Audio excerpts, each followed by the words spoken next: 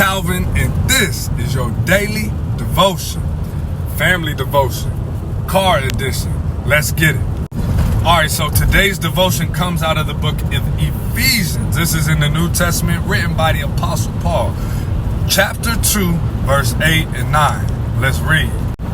He says, "For by grace you have been saved, through faith, and this is not your own doing.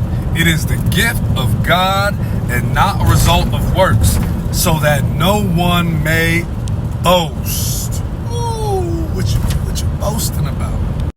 All right, so let's break this down. This is some profound revelation, because it really comes and kind of rains on the parade of all the self-righteous morality in our world, of people who put up all these facades that their lives are so moral and they are without flaw, and they cover up all the flaws, the insecurities, the sin and the shameful things with all this self-righteousness, which is it's atrocious to God. It's appalling, because what it does is it goes right in the face of the grace of God. Paul, of all people, was a beast. This man was killing Christians, and Jesus Christ found him in the middle of his mess, in the middle of his sinful lifestyle, and called him by name, and called him to himself, and saved him by what? Grace, through faith. This is how a person is saved. And listen, this is good news for people like you and me, at least for people like me